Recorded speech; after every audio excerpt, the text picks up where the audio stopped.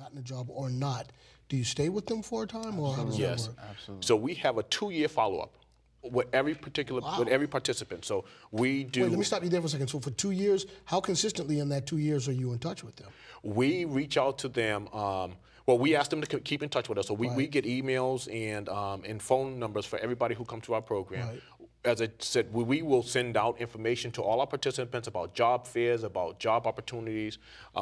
We encourage them, the Microsoft Word and Office training, Microsoft Word and Excel training that we do is free to graduates of the program. So now that we've started that, we reach out to them to come back, to engage them, to do that, to, again, improve their skills.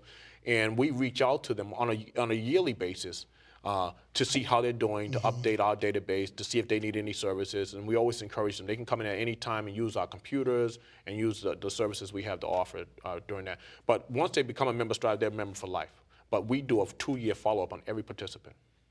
How do young people feel about that, being tracked, in essence, for 2 years? I mean, clearly it's for a good cause, but do you find that you have to expend more energy to stay involved with them, to stay in touch with them, or are they willing participants in this relationship? For some of them, they manage it well. Others, it could be a problem. But I think for most cases, they actually take it well, because that shows, that we are committed to what we stand for in our mission and our objectives, and to show that, just because you completed a program, next person, so they know that we really care about their professional and personal development. And the most important part of that is by showing that we can extend a hand even after they complete the program. Now, did you say you do mock interviews? Yes. Okay.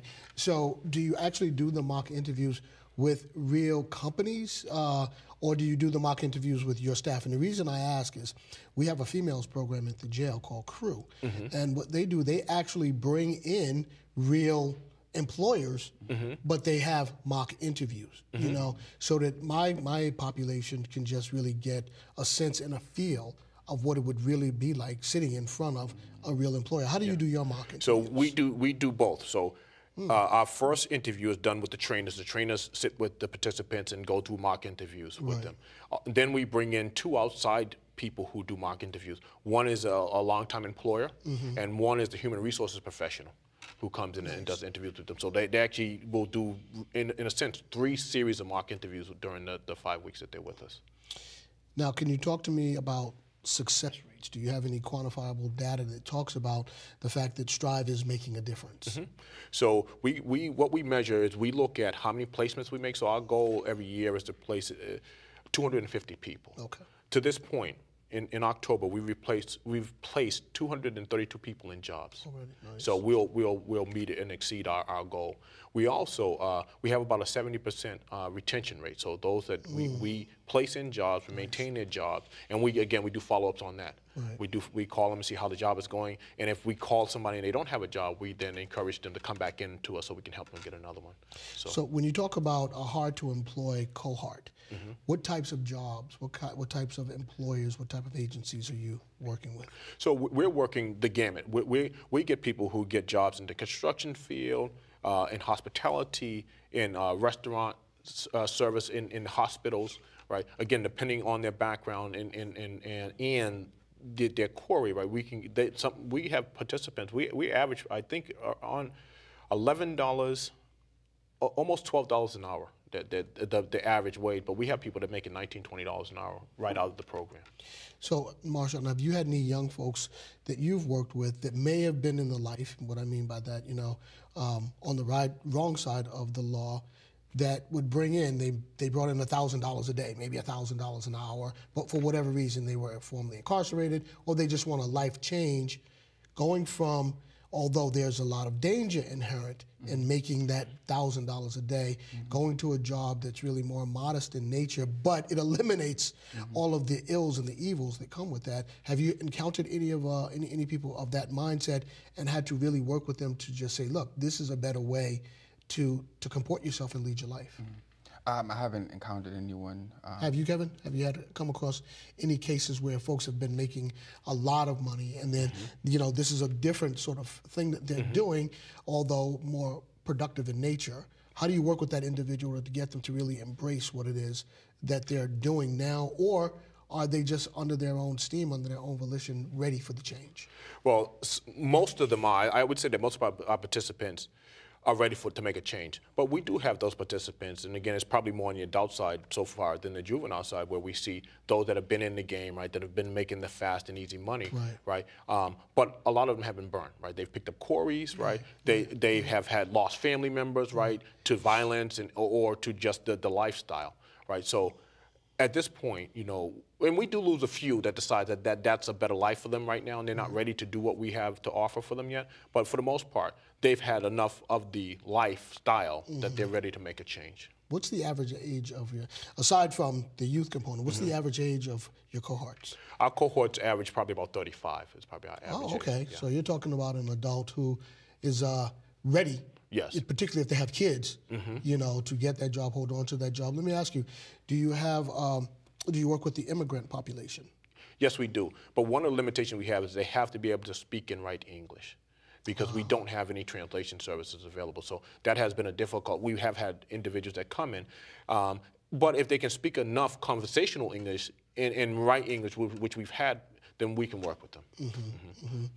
How about the young kids that like to, you know, play the video games and, you know, all that, the Madden and the this and that, and listen to music? Do you find that, although you talk about the 35-year-olds are ready, the younger folks, are they also ready, or is it a kind of an uphill battle with them? I'm assuming that if they're in the program, they've come in with the mindset that they're ready for some sort of sea change. Yeah, it is an uphill battle for them, because they're so used to their own past experience and living a certain way, that even though they've taken that initiative to really make a change in their lives, that they will realize that it's not an easy process and it's something that takes time. So that's pretty much most of our, you know, participants. You know, they come into the program already used to a certain lifestyle, and knowing that what they need to do, they're going to have to make some sacrifices. Now, I'm assuming that it's probably better to have an individual that is closer in age to this cohort, and that they receive the instruction a lot better than from, say, you or I, who might be a little bit older. Would that be a correct assumption? Yes. Okay. Yeah. So what we're doing with Marcene's group, the 18 to 24-year-olds, actually, they have a modified curriculum. So that day is a shorter day.